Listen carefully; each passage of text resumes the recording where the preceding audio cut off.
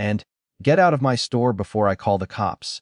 The manager smirked at the black mother standing quietly in front of him, certain he'd already won, and until she calmly pulled out her phone, dialed one number, and the voice on the other end made every smirk vanish from his face in an instant, and the fluorescent lights buzzed overhead like distant insects as Aisha Thompson pushed through the automatic doors of Hale's Premium Outfitters, and holiday music tinkled from hidden speakers, cheerful, relentless, the kind that made you feel guilty for not smiling.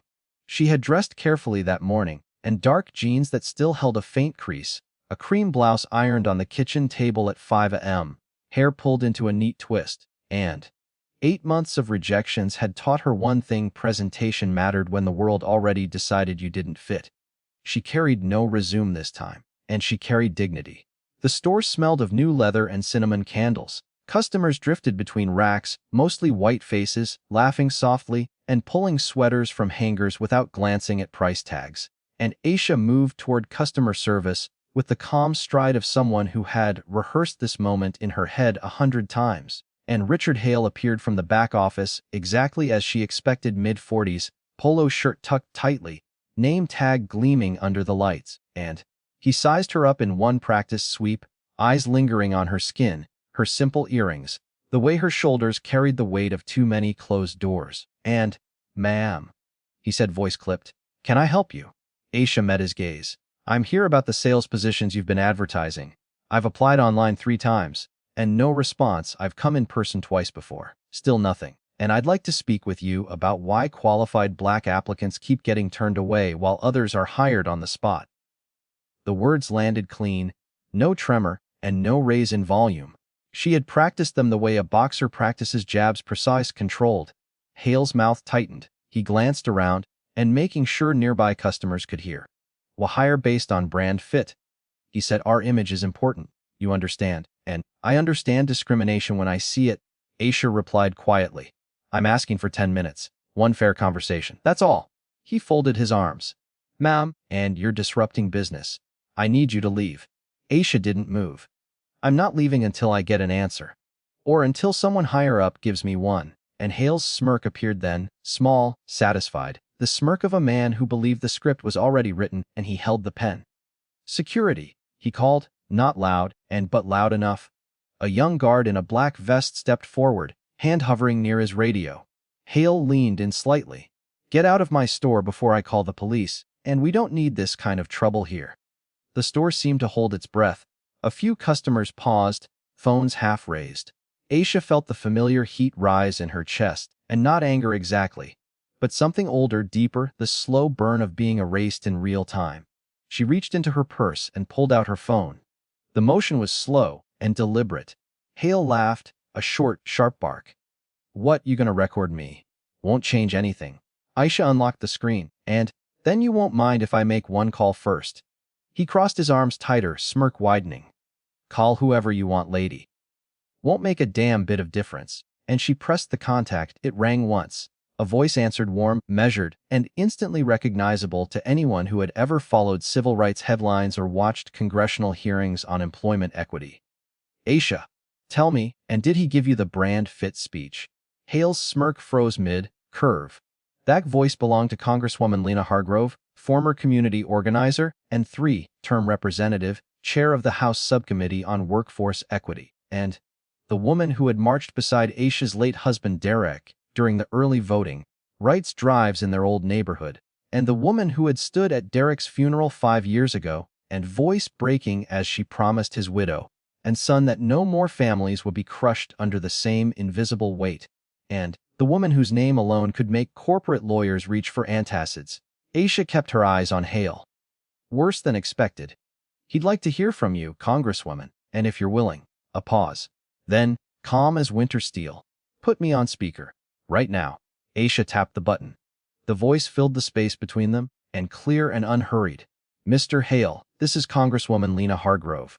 I've just reviewed the EEOC complaint patterns filed against your chain over the past 18 months, and disparate impact in hiring, racial steering to back of house roles, rejection rates by demographic that would make any reasonable person raise an eyebrow.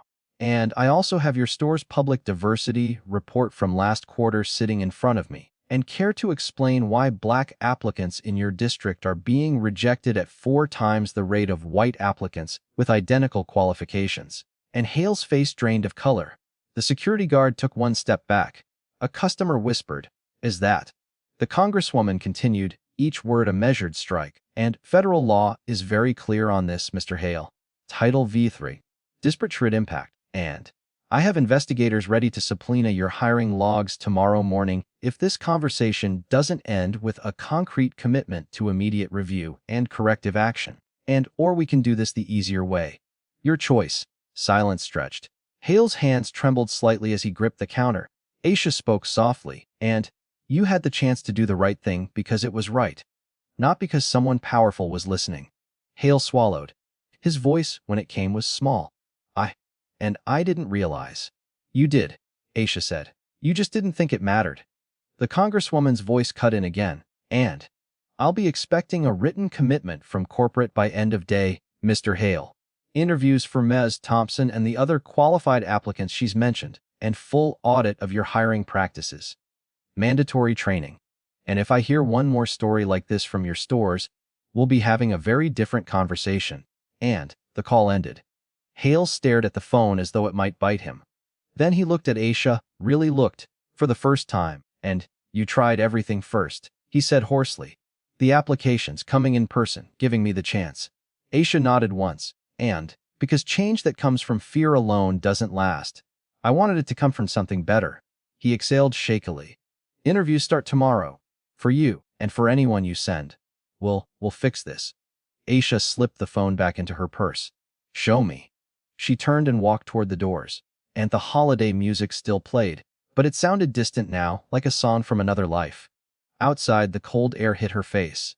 She thought of Jamal at home, and sketching bridges on notebook paper, dreaming of building things that connected people instead of dividing them. Today, one small door had cracked open, and not because of power alone, but because someone had finally listened when the quiet voice refused to be silenced. Aisha Thompson woke before dawn most mornings, and the kind of wakefulness that came not from alarm clocks, but from the quarro pressing on her chest. At 38, and she still moved with the steady grace of someone who had learned early that rushing never changed the outcome, only how tired you felt at the end of the day. And she lived in a 2-bedroom apartment on the 3rd floor of a brick building that had seen better decades, and the kind of place where the radiator hissed like it was arguing with itself and the hallway lights flickered when anyone on the 2nd floor ran their microwave. And she was a black single mother. That sentence carried more history than she ever asked it to. 8 months earlier, and the layoffs at the big box retailer where she'd managed the accessories department for 7 years had come without warning. And one Tuesday morning the regional manager called a meeting, read from a script, and by noon Aisha was carrying her small box of personal items and framed photo of her and Jamal at the zoo, a half-dead succulent she'd kept alive against all odds, a ceramic mug Derek had given her that said, "World's okayest mum," and out to her 12-year-old Corolla. She told herself it was temporary. Retail was cyclical, she had experience. She had references. And she had a Rowe Summe polished so clean it practically shone. The first rejection email arrived within 48 hours of her first application. "And we appreciate your interest, but we've decided to move forward with candidates' qualifications more closely aligned with our current needs." Polite, impersonal, and she sent another application the same day. And another, and another. By month 3 she stopped counting the automated rejections. She began showing up in person. And she walked into stores wearing the same cream blouse she ironed the night before, dark jeans, low heels that didn't pinch, hair twisted neatly at the nape of her neck. And she smiled at the greeters, asked for the hiring manager, explained her background: 7 years in retail management, consistent performance reviews, and experience training new staff, handling customer escalations, driving holiday sales targets. She offered to email Rowe Summe right then if they preferred digital. And most times the person behind the counter looked uncomfortable, glanced toward the back office, and said, "We're not hiring right now." Even as "now hiring" and "great pay and benefits" signs blinked in the window, she noticed the pattern quickly. White applicants, young, sometimes still in college hoodies, and were handed clipboards with application forms on the spot.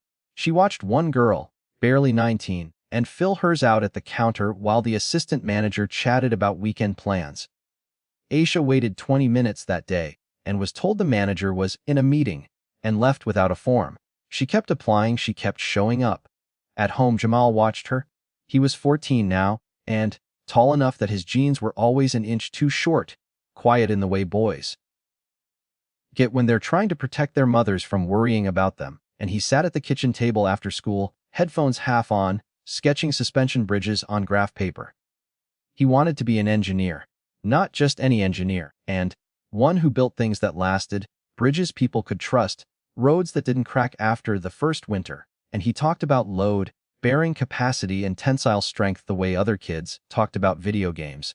And Aisha never let him see how many nights she sat up after he was asleep, scrolling job boards until her eyes burned, and applying to positions she was overqualified for just to stay in the game. She didn't cry in front of him. Not once. Instead, she cooked extra, and collard greens with smoked turkey, cornbread from her mother's recipe, mac and cheese rich enough to make neighbors knock on the door asking for a plate, and she shared with Keisha downstairs whose daughter needed inhalers, with Mr. Carter across the hall whose prescriptions kept climbing, and she helped Marcus next door fill out college applications, even though her own applications kept coming back marked, not a fit. And she told herself the rejections weren't personal, but they were. They were about skin, about hair texture, and about the way her voice carried the cadence of a South Side Chicago girl who grew up knowing exactly when to code switch, and they were about assumptions made before she opened her mouth. Brand fit, one manager had said once, almost apologetically. Our customers expect a certain look, and Aisha had smiled then, the small tight smile she reserved for moments when rage and grief collided in her throat. I understand, she'd said. Thank you for your time. And she walked home that day thinking of Jamal's bridge sketches, the way he measured every angle twice, the way he believed precision could make the world safer, and 8 months in, the savings were thin. The electric bill was overdue. Jamal's sneakers had holes in the soles. And still she ironed the cream blouse every Sunday night, and still she rehearsed the words she would say the next time she walked into a store, calm, professional, undeniable. Because she wasn't just fighting for a paycheck, and she was fighting for the right to be seen as qualified. For Jamal to grow up believing the system could bend toward fairness if you pushed long enough, and for the day, when fully qualified with strong references, would be enough but that the silent asterisk that read, unless you look like me. She kept walking into stores, and she kept asking. And somewhere inside her, the same quiet steel that had carried her through Derek's funeral, through foreclosure papers, and through nights when the apartment felt too small for all the grief it held, that steel told her she would not stop. Not until the door opened, and not until someone looked at her resume and saw a woman who could run a floor, train a team, turn a slow Tuesday into profit, and not until the word, no, finally had to explain itself. The fluorescent lights of Hale's premium outfitters never quite reached the corners of the store, but they did an excellent job illuminating the front counter where hiring decisions were quietly made every day. It was a Tuesday in late October, and the kind of slow afternoon when holiday prep was still weeks away, and the now hiring, and great pay and benefits, banner fluttered in the window like a promise nobody intended to keep for everyone. Aisha Thompson had come prepared, as always. Cream blouse and dark jeans, low heels, resume folded neatly in a clear plastic sleeve, and she approached the counter with the calm of someone who had already mapped out every possible rejection path. The young woman behind the register, early 20s, and blonde ponytail, name tag reading, Kayla, smiled the automatic retail smile. Welcome to Hale's! Looking for something specific? And I'm here about the sales positions, Aisha said evenly. I saw the sign outside. I'd like an application, please. Kayla hesitated for half a second, and barely noticeable unless you were watching for it. Let me check with the manager real quick. She disappeared through the swinging door to the stockroom. While Aisha waited, she watched the store breathe. A white couple in their 30s browsed the men's section, laughing over a cashmere sweater, and a teenage girl with pink streaks in her hair tried on scarves at the accessory mirror. Then the door opened again, not Kayla, but a young white man, maybe 21, and hoodie under a denim jacket, earbuds dangling around his neck. He walked straight to the counter. Hey, he said casually.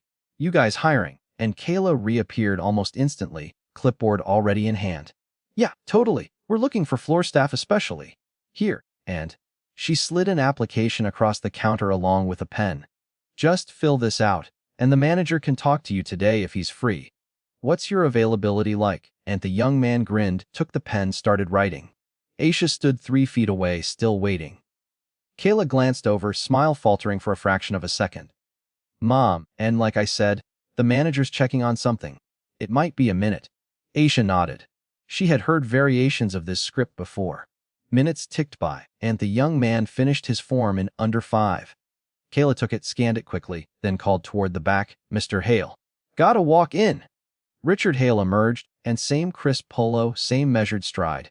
He shook the young man's hand, asked 3 quick questions about availability and experience, then nodded. Great, and we'll run a background check, but come back Thursday for an interview. We like to move fast before the holidays. The young man left smiling, application accepted, and interview scheduled. Aisha stepped forward again. I'm still here for an application, she said, voice level. Hale looked at her, really looked this time, and his eyes traveled from her face to her shoes and back up. The assessment so practiced it was almost invisible. And, we're pretty set on the front of house roles right now, he said. We're focusing on candidates who align with our brand image. Brand image? Aisha repeated softly. And yeah, our customers expect a certain look, a certain vibe. It's about the overall experience. Aisha let the silence sit between them for a beat. And, I have 7 years managing retail floors. I've trained teams, handled customer escalations, exceeded holiday sales targets 3 years running. My references are current, and I'd like to be considered based on that. Hale shifted his weight. Look, it's not personal. It's just fit. We've got a specific aesthetic we're going for, and behind him, another white applicant, a woman in yoga pants and a university sweatshirt, approached the counter, and Kayla was already reaching for another clipboard before the woman even spoke. Aisha watched the transaction unfold in real time, smile, form, pen, and casual chat about super flexible hours. No questions about a supposed to check with the manager. She turned back to Hale, and so if I came in wearing different clothes, or if my skin were lighter, would the fit change? He stiffened. That's not what I'm saying. But it's what you're doing, Aisha said quietly. I've applied online 3 times, automated rejections every time. I've come in twice before, same story, and yet I watch people who look different walk in and leave with applications and interviews. That's not coincidence. That's a pattern. Hale's jaw tightened. Mom, and I'm going to have to ask you to leave if you're going to cause a scene. I'm not causing a scene, Aisha said. I'm describing what I see, and what dozens of people in this neighborhood see. Black applicants funnel to stockroom, if they're hired at all, while others get floor positions on the spot, and you call it brand fit. The law calls it disparate treatment. A security guard drifted closer, hand on his radio. Hale crossed his arms. We follow all employment laws, and if you have a problem, you can file a complaint. But right now, I need you to leave the premises. Aisha looked around one last time, and at the banner in the window promising opportunity, at the white applicants being handed forms without question, and at the empty clipboard still sitting on the counter in front of her. She didn't raise her voice. She didn't need to. She simply reached into her purse and pulled out her phone and said, Then you won't mind if I make one call before I go. Hale smirked. Call whoever you want. But the pattern, the quiet, consistent, and everyday machinery of exclusion, was already exposed, not with shouting, not with signs or protests, just with eyes that saw it clearly, and a refusal to pretend it wasn't there. In that moment, under the same lights that never reached the corners, the store's polite fiction cracked open. And once seen, and it could not be unseen, and Aisha Thompson's days had settled into a rhythm of quiet persistence long before she ever stepped inside Hale's Premium Outfitters for the 3rd time. And the struggle wasn't loud. It didn't come with raised voices or slammed doors. It came in the soft click of send on yet another job application, and in the silence that followed, in the way hope thinned a little more each week without ever quite disappearing. It started 8 months earlier, and the morning after the layoff notice. She sat at the small kitchen table, still scarred from years of Jamal's crayons and spilled juice, laptop open, coffee gone cold, and the company's severance email had been polite, boilerplate, and "We appreciate your contributions, regrettable but necessary, best wishes in your future endeavors." She read it twice, closed the laptop, and then opened it again and began searching. First came the online applications. She tailored each one, and 7 years managing retail floors became bullet points sharpened to fit every posting, and exceeded quarterly sales targets by 18%, trained and mentored 25 of new hires, resolved 95% of escalated customer complaints on first contact. She uploaded her resume in PDF format so the formatting wouldn't break, and she wrote cover letters that were never too long, never desperate, always professional. She hit submit. The confirmation screens always said the same thing, and application received. We will contact qualified candidates. No one ever did. After the first dozen rejections, automated, identical, arriving sometimes within hours, and she began keeping a spreadsheet. Column A date applied. Column B company, column C position. Column D response. By month 3, and column D was mostly blank or no longer under consideration. She didn't let Jamal see the spreadsheet. He was busy with geometry homework and bridge sketches, and she kept the laptop closed when he was home. She moved to follow-ups from a Gmail account she used only for job hunting. Subject lines like follow up and application for sales associate Aisha Thompson. Body: I wanted to kindly inquire about the status of my application submitted on, and I remain very enthusiastic about the opportunity and would welcome the chance to discuss how my experience aligns with your team's needs. And thank you for your time. She sent them exactly 1 week after applying, then 2 weeks, then 3. Most bounced back with auto replies, an inbox full or undeliverable. A few received read receipts that never turned into replies. She started going in person, and the first store was a mid-tier chain 2 bus rides away. She arrived at opening, blouse pressed, shoes polished. The manager on duty glanced at her resume and nodded vaguely, said, "We'll keep this on file." She left feeling the familiar hollow in her stomach but told herself it was progress. The second store was closer, and a boutique that advertised inclusive hiring. She waited 20 minutes while the assistant manager helped a customer choose earrings.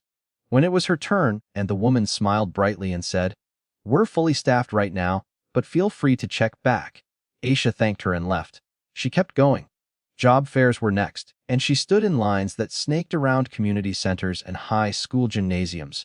She wore the same cream blouse, carried extra copies of her resume in a slim folder, and at one fair she waited 90 minutes only to reach a recruiter who scanned her application, frowned slightly, and said, "And we're really looking for entry level right now."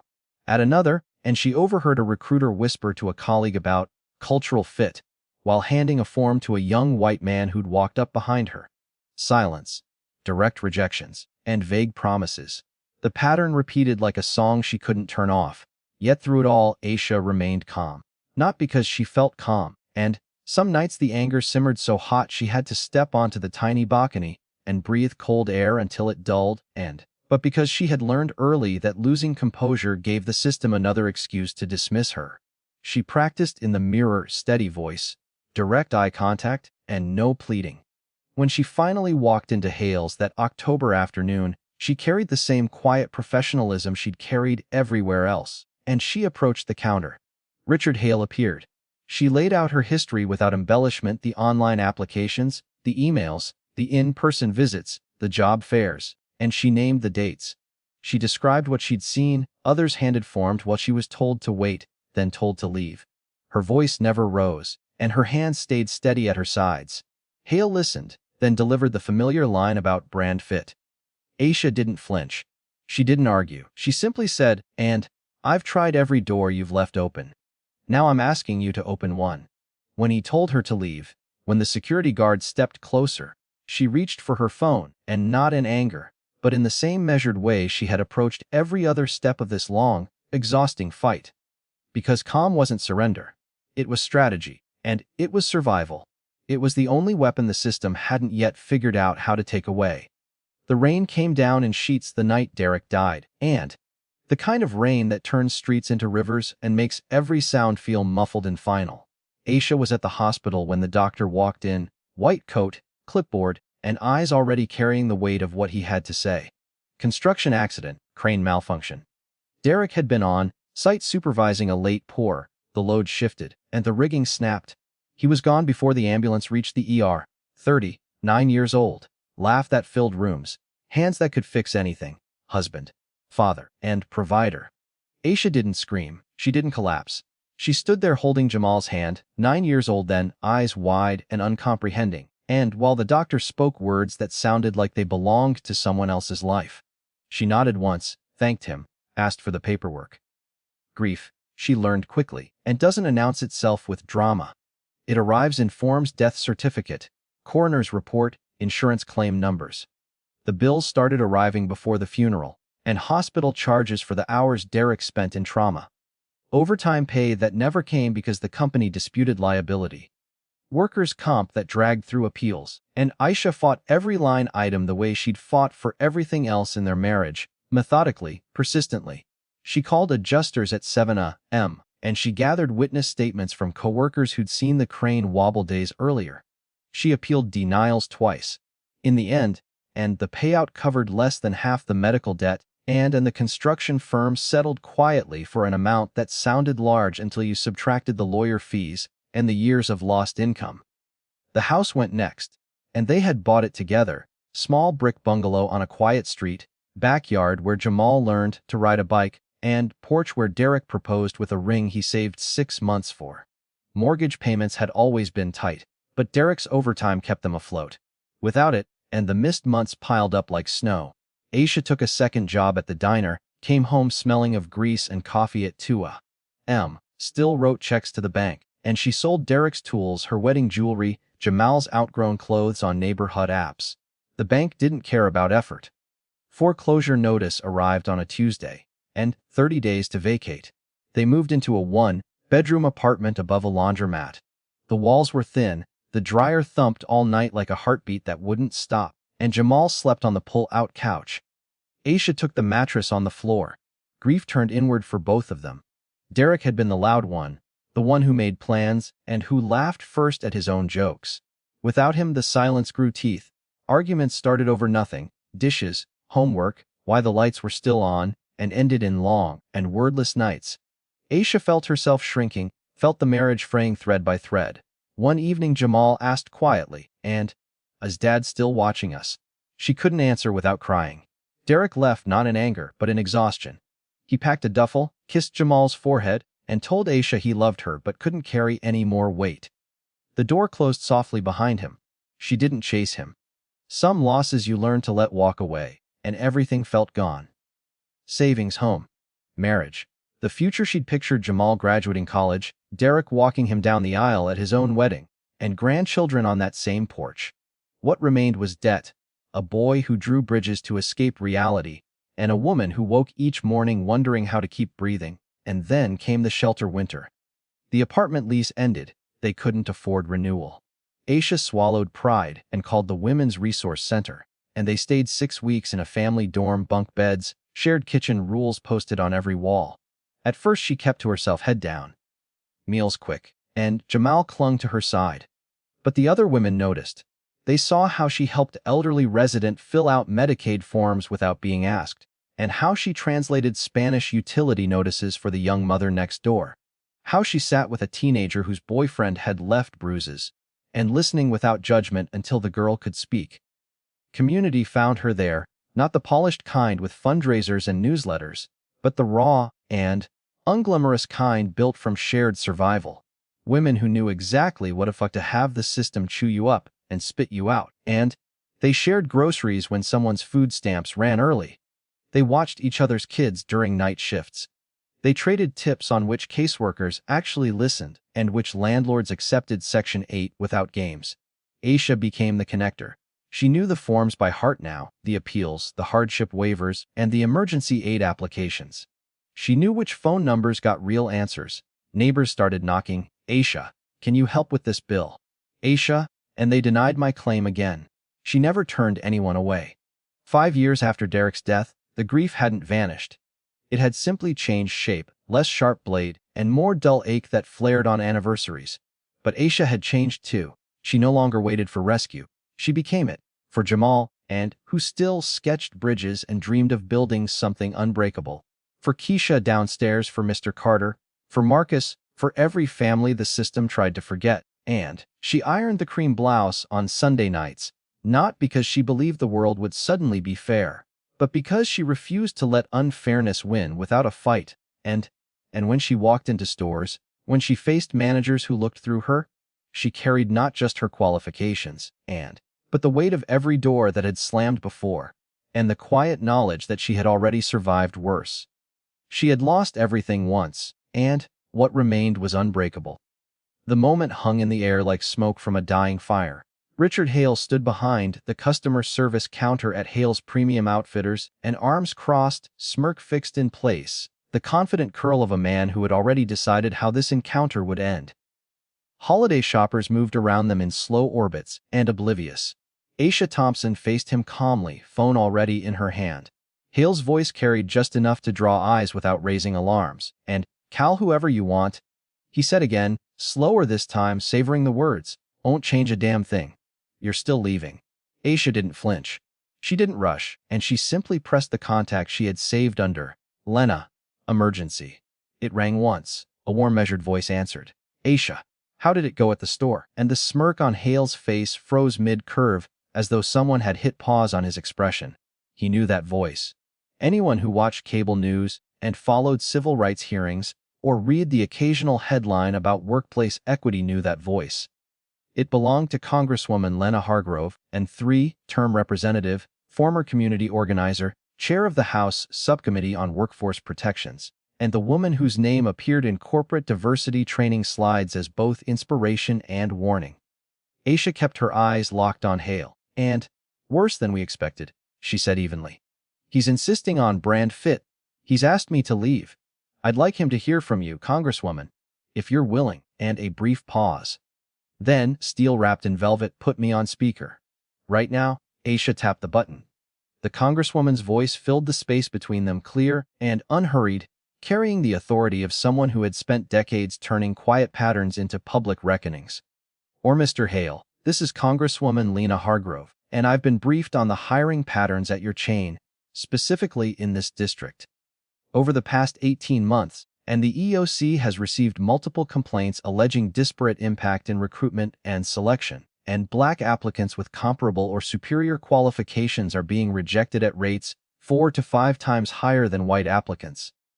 Your store's own diversity report, and publicly filed last quarter, shows front of house sales positions at less than 8% Black representation in a neighborhood that is 34% Black, and care to explain how that aligns with Title V?"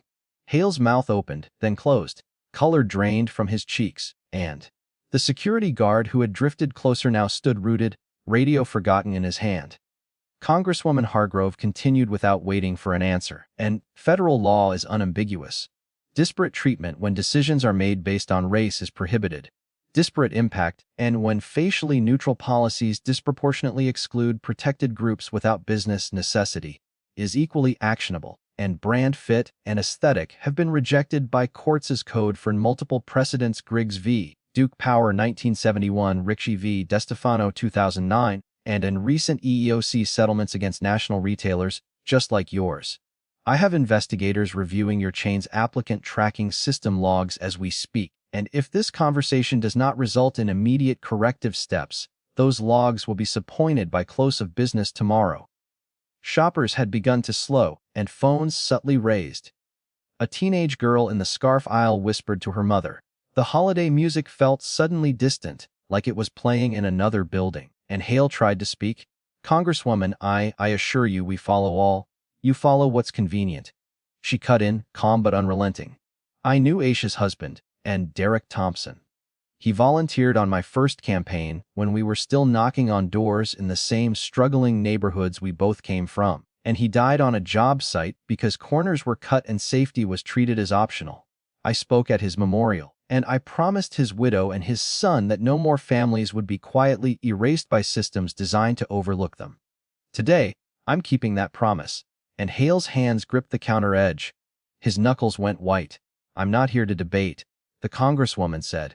"I'm here to state facts, and you will schedule interviews for Ms. Thompson and every qualified applicant she refers, starting this week, and you will initiate a third-party audit of your hiring practices district-wide, and you will implement mandatory anti discrimination training for all managers and recruiters by the end of the month, and you will provide written confirmation of these commitments to my office by 5 p.m. today. If any of this is unclear, and I have staff standing by to walk you through it line by line." Silence stretched. Hale looked smaller than he had 5 minutes earlier, shoulders rounded, and eyes darting as though searching for an exit that didn't exist. Aisha spoke then, voice soft but steady. "You had the chance to do right because it was right, and not because someone with power was listening. Hold on to whatever just shifted in you." The Congresswoman added one final line. "Mr. Hale, and change that comes only from fear doesn't last. But sometimes fear is the only thing that opens the door wide enough for conscience to walk through. And don't waste this moment." The call ended. Hale stared at the phone as though it might speak again. Then he looked at Aisha, really looked. No smirk, no folded arms, and just a man who had been stripped of every layer of certainty in under 6 minutes. "I didn't," he swallowed. "Interviews. Starting tomorrow. For you. And for anyone you send. We'll review everything." Aisha slipped the phone back into her purse. "Show me." She turned toward the doors. The store kept moving, and customers browsing, music playing, but something had shifted irreversibly. The pattern of quiet exclusion, the polite machinery of rejection, had been named out loud, and once named, it could not hide again. Outside, the cold air met her face. She thought of Jamal at home, sketching bridges that connected instead of divided, and she thought of Derek, who never got to see how far his quiet fight had carried. One phone call. One voice from the past that refused to stay silent, and a door, small and reluctant, but finally cracked open. The call ended, and the silence that followed felt thicker than the holiday music still drifting from the speakers. And Richard Hale stood frozen behind the customer service counter at Hale's Premium Outfitters, and hands still gripping the edge as though it were the only thing keeping him upright. His face had lost its practiced authority. The smirk was gone, and replaced by something raw and unguarded. A man who had just been seen clearly for the first time in years. And Aisha Thompson slipped her phone back into her purse with the same deliberate calm she had carried through every rejection, every unanswered email, every closed door. And she didn't gloat. She didn't demand. She simply waited. Hale exhaled shakily, the sound almost lost under the soft chatter of shoppers. When he spoke, and his voice cracked on the first word. I didn't realize how it looked, how it was." He swallowed hard. "You tried everything first. The applications, the emails, and coming here in person. Giving SS a chance to do the right thing without someone forcing it." He looked around the store as though seeing it anew, and the "Now Hiring" banner in the window, the clipboards stacked neatly for walk-ins who fit a certain profile, and the way the front of house staff all seemed to reflect one narrow idea of brand image. His eyes returned to Aisha. "And I've been saying fit for so long I stopped hearing what it really meant. I'm sorry." The words came out quiet, unsteady, but they carried no deflection, no qualifier, and "I'm genuinely sorry. Not just because of who you called, because I was wrong, and I hurt people. People like you, like your son, like the families in this neighborhood, and without even thinking about it." Aisha studied him for a long moment. She had heard apologies before, polite deflections, and half-hearted promises that evaporated by the next shift. But this one felt different, smaller, more human. She nodded once. "Hold on to that feeling," she said softly, "and don't let it fade when things get comfortable again. Change that comes only from fear doesn't last. It has to come from the heart. Or it's just another performance." And Hale nodded, almost imperceptibly. Then he straightened, not with his old confidence, but with something tentative, like a person stepping onto unfamiliar ground. "And interviews start tomorrow. For you, first thing in the morning if you're available. And for anyone else you know who's qualified, the names you mentioned earlier, and the ones who've been turned away. I'll make sure HR knows. No more waiting lists, no more, we'll keep it on file." He paused, rubbing the back of his neck. "And we're reviewing the whole process. The applicant tracking system, the rejection criteria, the way we train managers to screen for fit. That word, it's done. And no more excuses like that. We'll bring in a third-party consultant if we have to. And training mandatory for everyone, not the online checkbox kind. Real sessions. And about bias, about patterns, about what the law actually requires and what decency requires." Aisha allowed the smallest of smiles, not triumphant, but relieved. "And I'll bring the names. And I'll hold you to it. Not just for me. For Jamal, who's 14 and still believes he can build things that last, and for Keisha's daughter who needs steady work to cover her inhalers. For Mr. Carter, who shouldn't have to choose between medicine and groceries. For Marcus, and who's been rejected so many times he's starting to think the world doesn't want him in it. Hale looked down at the counter, then back up, and, tell me what else it looks like, real change. Because clearly I don't know. I can show you, Aisha said. We all can, one step at a time. She turned toward the exit, and the automatic doors slid open with a soft whoosh, letting in a rush of cold December air. She stepped outside without looking back. The city kept its usual rhythm, and cars humming past, pedestrians bundled against the wind, holiday lights already twinkling in shop windows. Nothing dramatic had changed in the landscape, and no crowds cheering, no news vans, just one small crack in a system that had felt unbreakable. At home, Jamal would be at the kitchen table, and pencil scratching across graph paper, designing another bridge, stronger angles, better supports, connections that wouldn't fail under pressure. And she would tell him about the interviews tomorrow. She would tell him that the biggest structures start with the smallest shifts. And Aisha walked the 3 blocks to her building, coat pulled tight, step steady. Behind her, in the store, Hale was already reaching for the phone to call corporate, and he would draft the email to HR. He would schedule the first training session. He would look at the hiring logs with new eyes, and not because a powerful voice had threatened him, but because a quieter one had refused to let him hide. It wasn't revolution. It wasn't perfect. It was small, fragile, and human progress, the kind that happens when someone finally listens, when conscience stirs, when a door long closed begins to open. And in a neighborhood where hope had been rationed for too long, that was enough to light the way forward. For today, at least, the future felt a little less out of reach.